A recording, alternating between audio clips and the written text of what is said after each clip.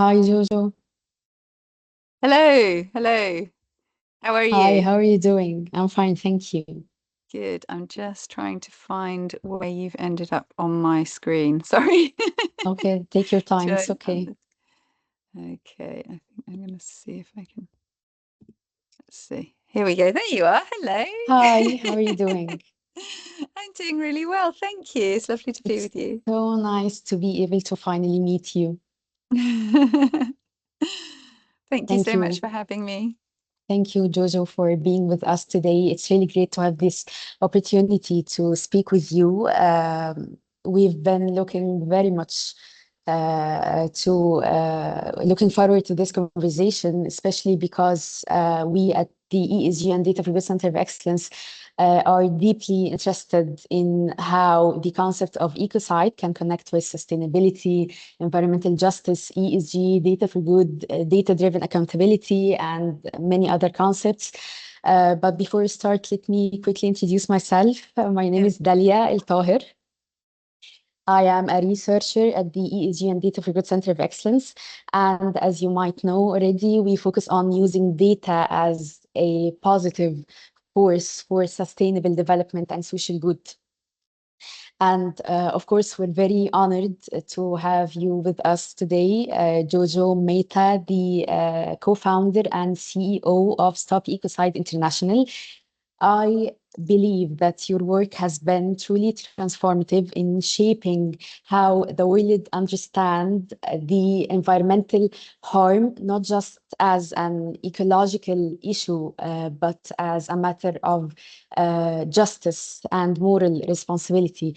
So thank you so much for being with us today, Jojo, and I'm really excited for what we're about to discuss. Oh, thank you so much. It's a real pleasure to be here. Thank you. So maybe we can start by exploring the essence of the term itself, what ecocide really means as a concept or as an idea, and how it reframes the way we think about sustainability and maybe more importantly, accountability. Because we often talk about sustainability in terms of doing less harm, but ecocide reframes the conversation around accountability and moral responsibility. So, how would you describe the emotional and ethical shift that comes with introducing the term ecocide into the sustainability dialogue? I think that's a really brilliant question because it really frames the heart, we believe, of what we're doing at Stop Hmm. Ecocide International. Because I mean, we work at the diplomatic level, but we also work in terms of the public narrative as well. And we believe that defining ecocide in terms of a criminal law to address the worst harms to the environment, severe and either widespread or long-term harms, is incredibly important, because what we currently have across the world is actually quite a full body of environmental regulations, but Hmm. it's quite fragmented. There are certainly gaps, and there are also clearly failures in terms of the fact that we're still witnessing, huge levels of environmental and ecological destruction. And I think that what your question speaks to is actually the sort of cultural aspect of how this has come about. So we would suggest that over actually really over centuries, there's been a kind of evolution in particularly Western thought, but that has influenced more than anything the global economic system. Hmm. And that sort of development of thought has been strongly dualistic. It's been very much, it's created this sense that, we're not part of nature, that we are other from nature, that the natural world is there for us to exploit, for us to treat as a bank of resources. Now, obviously, there are some very concrete ways in which this is true. I mean, there is a balance, obviously, that civilization always strikes with the natural world in terms of actually the feasibility of societies existing. But what we have lost track of is the balance that needs to be there, because we obviously, we are part of nature. We thoroughly depend on healthy Hmm. ecosystems. And unless we have something that prevents us from massive destruction, we sow the seeds of our own destruction with this attitude. And we believe that criminal law has this particular sort of ability to tap into what you referred to as that moral understanding of what is okay, what is acceptable, and what is not acceptable. And that is what we feel that the ecocide conversation really brings to this landscape in a very important way. So let me go back to the official definition of ecocide, because it basically emphasizes what you just said. The official definition says that ecocide means unlawful or wanton acts committed with knowledge that there is a substantial likelihood of severe and either widespread or long-term damage to the environment being caused by those acts. What stands out to me personally is how severe is defined, because I think that's what you just explained. It basically says that, or it's defined as damage that can gravely impact not only nature, but also human life and cultural or economic resources as well. So, and I remember you used the word any element of the environment. So I'd like to discuss the definition itself, the way it's worded, and what it represents, and how do you think this definition helps people and policymakers truly grasp the magnitude of environmental destruction, and how does it help connect environmental crisis to human and social dimensions? Okay, that's that's quite an in-depth It's a long question, question. yes. Yeah, no, not at all. I mean, it's completely fine. I'm just, again, sorry, I realize I'm fiddling around with my computer trying to find, because you keep sort of disappearing from my screen every time I look at something else. Okay. So it's just nice to know that I'm actually speaking to you, but it will, I'm sure I'll find it in a minute. Okay. I was just bringing up here we are, there you are. Forgive me. I was just bringing up the detail of the definition. Yeah, I think this is very important, because obviously for something to be described as and considered ecocide, which is a strong word, and we, as you know, we sort of, our ultimate aim is to have it acknowledged as an international level crime, and for that to be the case, it needs to be addressing the worst harms. Hence that term ecocide that obviously brings to mind genocide, suicide, homicide, those kinds of words. So the severe aspect is really important. That harm must be severe in order to qualify as ecocide. And one of the important things there is that obviously, as I mentioned briefly before, there's a balance that it has to be struck between what we need as a society in order to survive and to function, and the sort of negligence and recklessness with which we potentially treat the environment. And it's quite important that this definition defines quite a narrow band of harms, i.e. the worst harms, but that they can apply to all of these different contexts. Effectively, that severity can apply to ecosystems. It can also apply to environmental harm that has that severe effect on human life or on cultural resources, and this obviously then brings in, for example, landscape features that are deeply, deeply important to particular cultures, for example. But also you brought up the environmental side, the side of how we define the environment. And when the drafting panel was working on this in 2021, it was interesting to note in those discussions, because I was convening the plenary part of that panel. I didn't witness all of the conversations, but I was there for the plenaries, and this was fascinating, is that environment is defined in different ways in different legal contexts. And so what the group decided on was to go for a scientific basis for the definition of environment. So you have the 5 different spheres, the lithosphere, cryosphere, hydrosphere, atmosphere, biosphere, and also outer space. So you're looking at all of the interlinked sort of scientifically relevant contexts for the natural environment, and I think that that's very important. I mean, and we can go into more detail, but for me this brings in the really key importance of having a definition that is based on consequences rather than on specific activities. That's brilliant, actually. Let me ask you this. In ESG, we often focus on measurable data like gas emissions, energy use, resource efficiency, and we have measurable data. However, Ecocide deals with more of a moral thresholds and irreversible harm.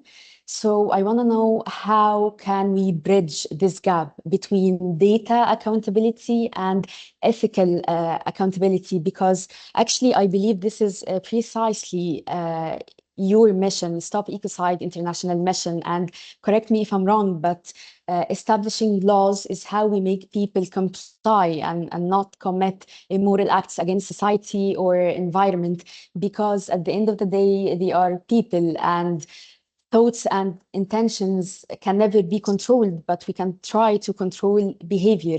And from this aspect, يعني I'd like you to explain more the vision and mission of Stop Ecocide International, what you are trying to accomplishing by establishing this law from the aspect of bridging the gap between data accountability and ethical accountability.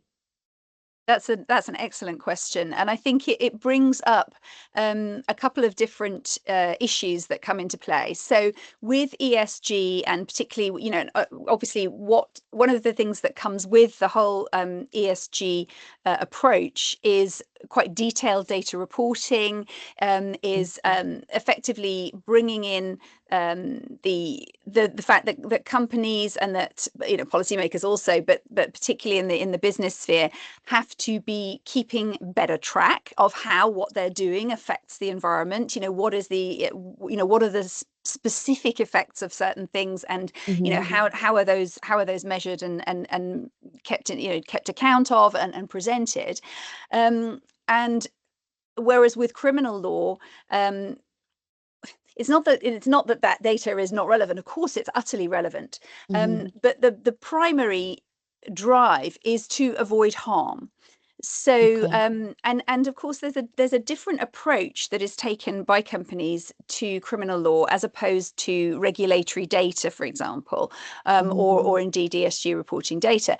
And one of the responses that we sometimes come across in the corporate world is, oh my God, is this going to be another thing that we have to report? Are we there's this sense that somehow the business world is getting overloaded with reporting requirements and compliance requirements and so on.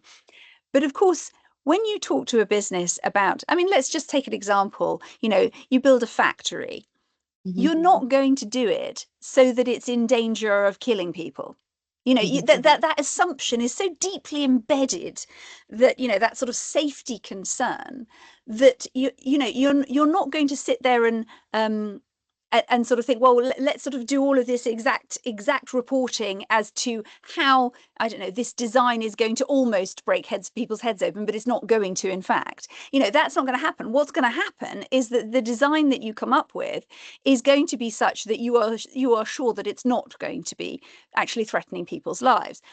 And that's partly a moral thing, and it's partly also a criminal law aspect. And that shows how criminal law reflects what's morally acceptable. You're not, in the same way, you're not going to go to a government and say, can I have a license to kill 500 people for my new infrastructure project? It's literally not even going to cross your mind. So Exactly, yes. effectively, the compliance that you have to engage in takes for granted that you don't commit crimes while doing it.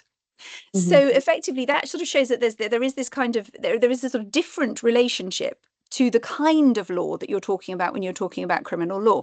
At the same time, I would like to bring in the aspect of data in regard to environmental harm, because there is something in that's important to look at, which is that in the sort of criminal law sphere, detailed scientific information on what kinds of harms are produced in what kinds of ways, in what contexts, and so on, is not something that the judiciary or that the sort of legal world has been very used to dealing with. And so there is also a sense that when these kinds of should these kinds of situations actually arrive in a courtroom, the kinds of expertise that will be required are not necessarily the same as with harm to humans or direct harm to property, for example. There may often be, and this is another reason why that definition doesn't describe specific activities, because serious harm can manifest in different ways via different routes as far as the environment is concerned, and specific expertise will be required to identify how that has happened, or how that might happen. And I say how that might happen very deliberately, because one of the key aspects of criminal law is the fact that it is intended to deter. It's intended to prevent and deter. I mean, to take a very simple example of this, murder isn't a crime in order to punish murderers. That's how it works. But what it's there for is to stop people killing each other. So effectively, it's intended as a deterrent and a protective framework, if you like. And the same is true of ecocide. So effectively, what we're looking at is a situation where somebody who feels, who's in a position of decision-making power and feels that they have to be conscious of whether the decision that they're making could lead to ecocide, they will, of course, need to rely on data that is relevant to the business and to the projects in which they are engaging. So Stop Ecocide International are trying to or working on recognizing the criminal law officially at the International Criminal Court. Let me ask you this, since you are the expert here. Some people argue that the existing environmental laws or ecocide laws that already exist, they argue that they are enough, but they are not enforced properly. Others say that new laws like ecocide are essential to redefine the concept of accountability or moral accountability, as I said.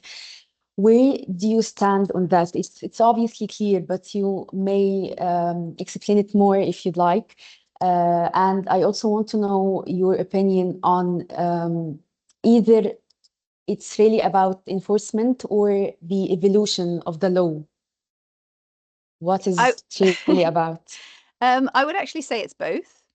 I mean, certainly the criminal law aspect brings in a sense of the law having teeth, which at present is definitely lacking in the environmental space. And again, I can give you a couple of examples. I mean, particularly larger companies that can afford to do so have a tendency to sort of, if you like, to game the system of environmental regulation, so that, if a particular activity is prohibited, then, for example, that activity might end up being recategorized as something else to avoid that. Or, for example, if there are toxin limits that have to be adhered to, a company might stay at that limit the whole time and potentially pay some compensation or fines if they go over it, or have to compensate local communities, but it doesn't really affect their profit calculations, if you see what I mean.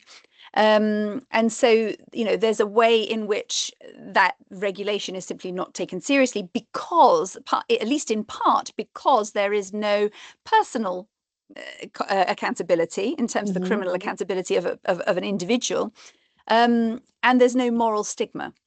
Now, we know that if, someone at the sort of board level has to think about decisions of this type and has the possibility, potentially, of a tap on the shoulder for criminal accountability, then that's going to threaten both their personal reputation, potentially their personal freedom, but also the reputation of their company, and hence potentially even the stock value of their company. And that can actually happen quite fast. We saw it happen with Enron when the fraud was disclosed, for example. So it does create a different level of deterrence. So so that kind of moral aspect, but also alongside that potential criminal accountability, those sort of enforceable teeth, if you like, that combination is precisely what gives such weight to the concept of ecocide and to the criminalization of those worst harms. That said, I mean, enforcement is always going to be, where the kind of, well, to use a bit of a fossil fuel metaphor, but where the rubber hits the road, when these things are play out in practice. We, as you said, we aim for the International Criminal Court, but at the same time, we also very much support and we're very much in favor of national developments, also to criminalize ecocide. And of course, in a sense, the whole point with an international crime is that individual sovereign states will ratify that crime and apply it within their own jurisdictions. I don't think anyone expects the ICC to actually be prosecuting all cases of ecocide. It's supposed to be a court of last resort. And with ecocide in particular, it's more likely to be used that way, simply because one of the sort of areas of relevance here is going to be the corporate world, and there's no particular reason why that could not be, those cases could not be prosecuted in individual jurisdictions. But that doesn't detract from the other point you brought up, which is that, is this about changing attitudes, changing the narrative? Yes, it's very much about that as well. I agree, and I also think that making ecocide an international crime is as much as a cultural revolution as a legal one.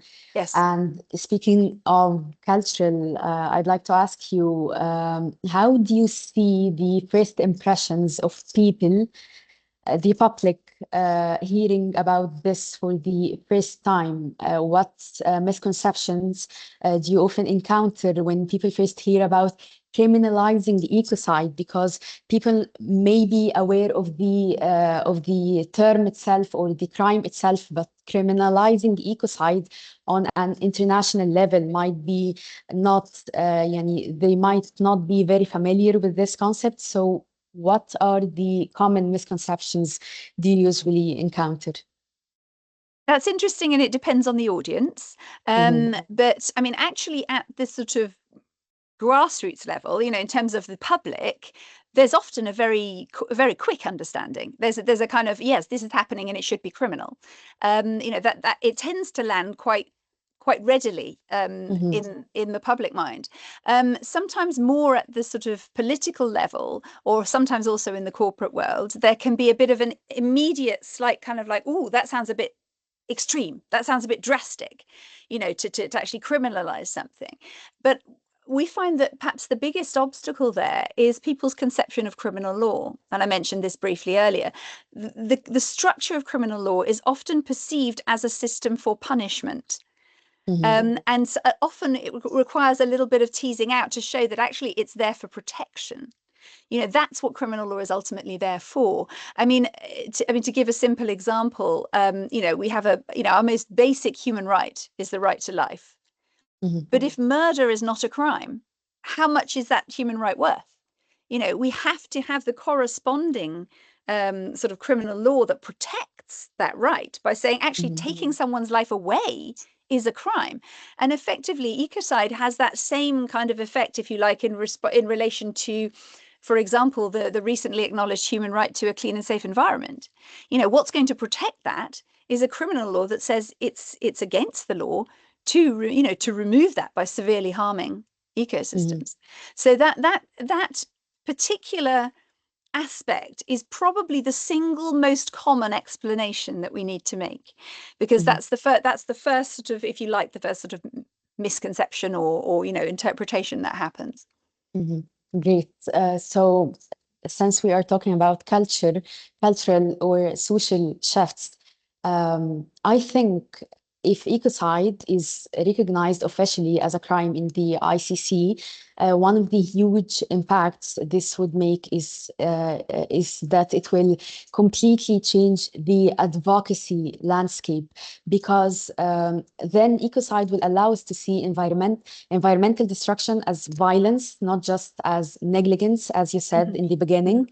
And once we recognize this shift, I think we will need to change also the way we communicate and advocate for action, because promoting doing less harm as, how can I describe this, a gesture of goodwill, it's completely different from advocating for or demanding the prevention of an actual crime that endangers both nature and human life.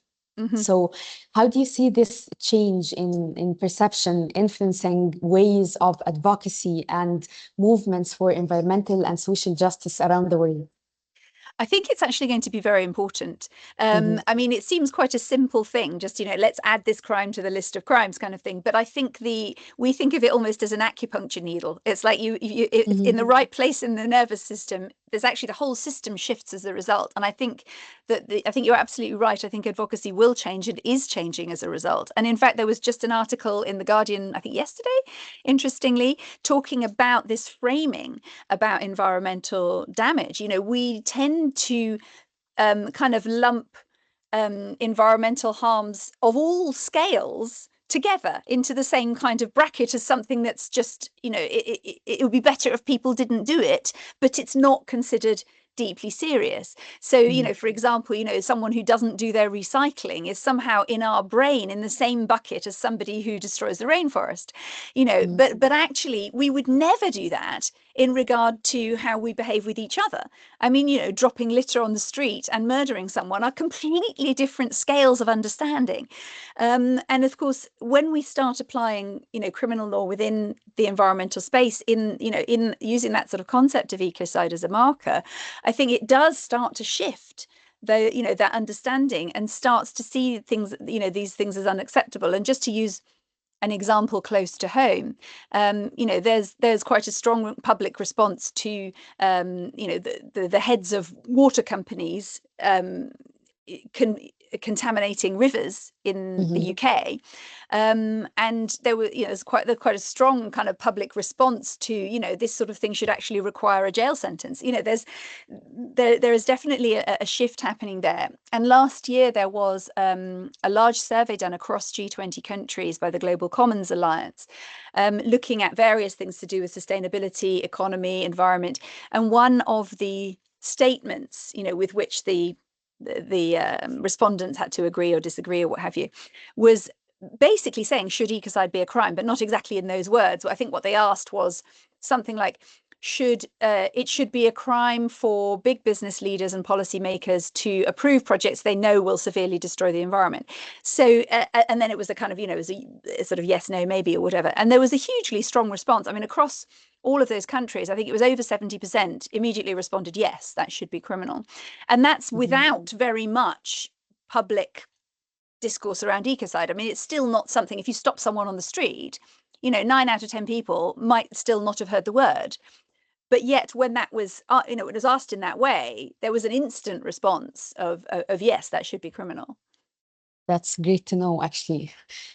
So one of the key topics or objectives of this session is introducing the ecocide concept to the Arab world. And I'm sure many people here are aware of the concept, or at least the crime itself, but we still need to know more about it. And I personally believe we have a long way ahead of us in the Arab region to be able to say that we have made an actual impact in this area.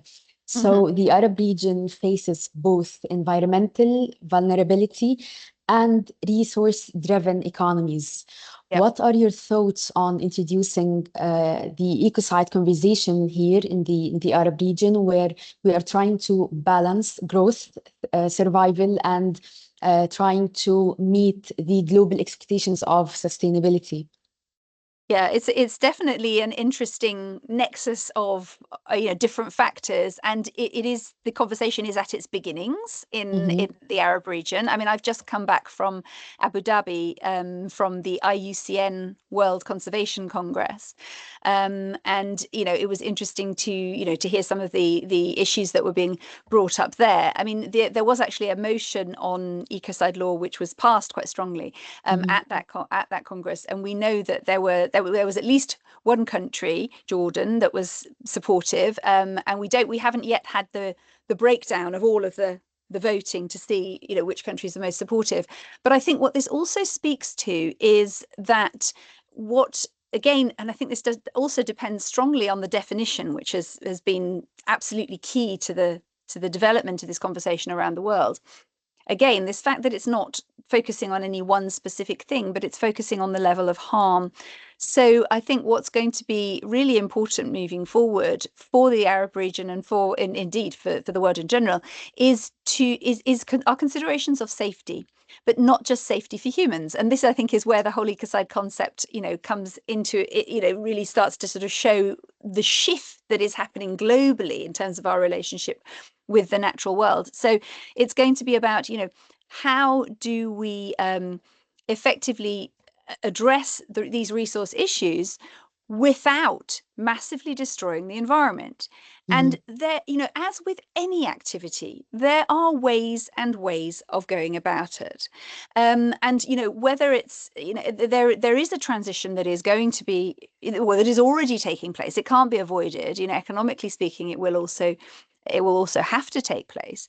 But how that happens in terms of the effects on the environment of those activities is very important. And when we look at, some people often associate obviously the whole, sort of the oil and gas industry, for example, is obviously associated very strongly with the emissions question. But in the context of ecocide, what we're often looking at is actually direct harm. And that is, and it is direct, very avoidable harm as well. So we're looking at, at countries. I mean, for example, countries in Africa where there's been severe pollution from the oil and gas industry. Something the same thing in the in the Amazon, for example. Where effectively the players which are involved in those industries are also ones that need to seriously look at their methods, at their safety, at their how they treat communities, at how they control pollution and so on. All of that will have to be considered. This is not at present, with criminal law, you have to be looking at a direct line of causation to severe and widespread and long-term harm. And at the moment, looking at that in the context of climate is not a direct, it's not an easy one to look at present. Ecocide focuses most strongly on direct harm to ecosystems. But it still means that effectively that concept of safety, that avoidance of severe harm has to be, we kind of all know it has to be by sheer common sense and looking at what's happening in the world, but it has to be involved in all of the equations that are being considered. And I think particularly in the Arab region, where you're looking at issues, for example, of water scarcity, you're looking at those kinds of considerations. Those have to be thought of. One has to be looking at activities that potentially damage those, because those are then issues of survival, and balancing those with what is happening in terms of resource extraction. So, we think that the ecocide conversation will provide a very useful kind of sort of safety framework, if you like, within which to consider all of those questions. Great. You mentioned that there are always ways to avoid severe harm being done to environment or community and so on. And at our center, we chose to believe in two approaches, data for good and ESG. And you already tackled both of them earlier, but let me ask you again about data. How can data play a role in evidencing ecocide or supporting global and local movements for environmental accountability? And how can data centers or hubs that focus on utilizing data here in the Arab region, such as ourselves, how can we help and support such an important movement? And how do we utilize such an effective tool, powerful tool such as data, to support this cause? And if there is one mission you'd like us to focus on, what would it be? That's a really good question. So, data is, ultimately, particularly in this time of transition, data is everything, because we have to know what's happening in a given whether that's a given situation on the ground or whether that's a given situation within the financial structures, that data is what is going to drive a successful transition. And there are players working in this space. I mean, one example that I came across recently, for example, was an organization that was working on kind of conglomerating distributed renewables in terms of creating larger projects that bigger companies, banks, governments could get behind, but which would actually be deploying power where it was being generated, for example. And the only way that that's even possible to do is when detailed data is actually is measured, maintained, and fed back. I mean, often these days, there are various kind of blockchain technologies and so on that allow for these kinds of data to be tracked uniquely and to be tracked reliably. And these kinds of aspects are going to be hugely important going forward. But I would also say that I mean, data obviously covers an awful lot of potential content, if you like, and numbers. And I would also like to say that what is really important and what could be really interesting also for your centre is how does that data coordinate with on the ground experiential data that is coming from communities, from local communities, from indigenous communities, from end users, from all of these different human data inputs, if you like, which are really important in order to create the broader picture of what is happening. Because I think one of the dangers that we have in the ESG world, in the world of sustainability, also in the world of governments trying to take climate action and so on, is that there is often a lack of joined up data.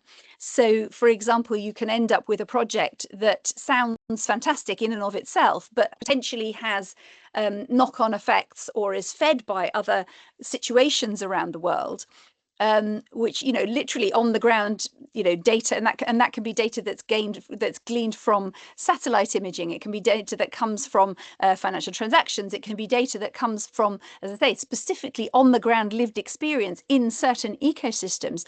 And one of the things that perhaps that the Academy could be looking at and may already be looking at is how do we integrate these different kinds of data so that we're not all continuing to operate in silos and on islands of particular areas of work or even particular ecosystems, because those all interact with each other. When it comes down to it, our planet is a living organism that's incredibly complex, and we interact with the earth, but the various parts of the earth, the various systems, marine systems, atmospheric systems, land systems, water resources, all of this, the hydrological cycles, they're all intertwined. So looking at ways of coordinating that data, I feel, is going to be absolutely crucial for humanity going forward. That's true. We are interacting with the planet is a great way to put it. Actually, it's very simple but spot on. I like it. So now let me ask you about the other approach that we chose to work with, which is ESG, and you also talked a lot about it. But I want to ask you about specifically. How can ESG frameworks endorse the idea of ecocide from the inside of different industries or corporates, and how, if the ecocide law is officially recognized, how this would change the corporate ESG behavior? Because I think the major industries and corporates and industry leaders play huge role and massive role in actually everything in our lives. They contribute to important decisions in economy, in politics, in everything.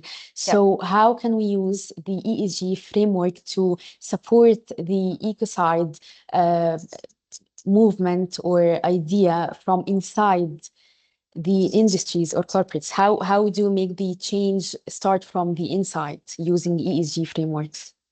I think this is a really potentially fruitful direction, because I think one of the things that can be potentially called for by corporates within that context of ESG is actually being able to, in a sense, declare a company ready for approaching laws. So to be able to say, you know, our company is Ecocide law ready, for example. You know, we know, we are happy to state, you know, within the frameworks of what we have to say, and in terms of our environmental and social and so on. We are happy to say that we've looked at our activities, and we are confident that they will not create severe and widespread and long-term harm. And therefore, we're ready for this law, and we believe this law should be in place. So there's a kind of a calling into being of the regulatory side, if you like, of the legislative side of things, by a declarative function from within corporations. I think there's also an interesting aspect that was shown by the International Corporate Governance Network, which at least 2 years in a row at COP 26 and COP 27, possibly COP 28 as well, actually provided a statement. Now, the International Corporate Governance Network is made up of all the world's financial institutions, including the really big players, and their submission, sort of statement, if you like, to the climate COPs in those years was to encourage governments to legislate for ecocide on the grounds that this would actually mitigate risk for investors. Because obviously, with the very sort of volatile situation that we now have globally, it's hard for investors to know where they can safely put their money, you know, which projects are actually going to have longevity because they're not going to create severe, widespread and long-term harm. And so having that framework is obviously therefore useful to investors as well. So there are sort of corporate, if you like, membership associations. And I mean, for example, we've been in conversation with the International Council on Mining and Minerals, I think it's called, or the Institute for the, I can't remember, it's ICMM. Anyway, they who are very concerned about, for example, responsible mining, and they're very interested in helping to move forward the Ecocide law framework. So there's another example of, from within the industry, if you like, those groupings, calling for those frameworks to come into play. I mean, what I think is also it's important to acknowledge is that, there are, those who are at the forefront of constructive and positive ESG action are obviously leading the way, and Ecocide law will kind of level the playing field for those players. But part of the point of having Ecocide law is that there are always players, even if it's a small number of them, who perhaps just don't care, and they're not doing their ESG the way we would want them to. And so, in those instances, having the criminal law parameter in place will at least, enforce some kind of shift in behaviour that will sort of move the whole landscape in the right direction. So I think there's kind of sort of 3 points there, I think, that felt important. I agree with you in all 3 points. So our center, we work closely with almost all the stakeholders and segments of our business ecosystem. We work with young innovators, researchers, entrepreneurs, policymakers, decision makers, industry leaders, and pretty much everyone, people from the academic field as well. So I'd like to know from your point of view, which is the most important segment to focus on while not advocating for, but starting with spreading the awareness about such an important topic. Which segment should we focus on primarily to build a strong awareness for them who has the most potential to do an actual impact? That's a good question. I mean, we have ended up focusing in I'd say two main areas, but the second one is very cross-sector. So obviously we work primarily at the sort of diplomatic and political level, in terms of supporting the conversations that move forward the legislation. So, advising and briefing at, with legal advisors and ministers and ambassadors and so on. So obviously that area is always going to be kind of, in a sense, the primary area, because that's where actually the legislators are working. However, we do a lot of kind of cross-sector awareness raising. And as you said, a lot of this, at this stage, a lot of this is actually awareness raising. But I think what's been really interesting to see is how fast the legislative side of things has been moving. So, 6 years ago, there were no governments talking about ecocide law at all. At least certainly not that it could be found publicly. And now we have a situation where there's a proposal put forward at the International Criminal Court. There's an EU directive that addresses some conduct comparable to ecocide. There is a Council of Europe Convention text that's going to be open for signature in December that also covers particularly serious offences, very akin to, so they're calling it tantamount to ecocide. And there are over 20 countries where proposals have been put forward in national parliaments. So what we're seeing is really quite a rapid legislative acceleration. And what that means is that in the civil society and the private sector areas, what we're actually spending most of our time doing now is awareness raising and actually saying, look, the train has left the station in terms of the legislation heading this way. And what's going to be important is for your sector or for your industry or whatever to look at what the implications are for you.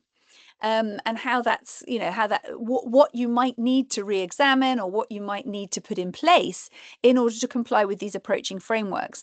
So, we're no longer really looking at a question of if, we're looking at a question of when, not least because in a very, it's such a sort of foundational piece, we're essentially, the law is essentially saying, let's not saw off the branch we're sitting on because we will fall. It really is as simple as that. So it's definitely on its way, if you like. So awareness raising, particularly within the corporate world, is very important, not least because obviously the safer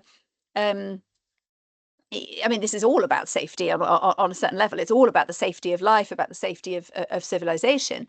But it's also about the safety of the conversation, because, politicians and legislators, they never like, as I usually say, they never like to be the first at the party. They want to know that there's a conversation that it's safe for them to enter. So the more awareness we can raise in those sectors to which they listen, which frankly does include primarily the business sector, as well as, of course, the academic and scientific sectors, but particularly the corporate sector, the faster this will move. And also the more comprehensive the understanding and, the ability to sort of take it on board and incorporate it into ESG frameworks in terms of the way that it's being thought about, but also to compliance frameworks would be super, super useful. This is very insightful. So to wrap things up, let me ask you one last question. And I'll be completely honest with you. Sometimes while I do research or write papers on environment-related or climate-related topics, honestly, I get so depressed seeing all the figures and statistics and all the future projections. And we used to think that future generations are the ones that will be mostly affected. And I'm not saying that this doesn't demand the same effort to be exerted, but most people used to not care about environment at all. Now we know for a fact that this generation too will see the negative impact, and maybe we even have started seeing it. So I want to know how you personally sustain hope while working on something as heavy and urgent as ecocide.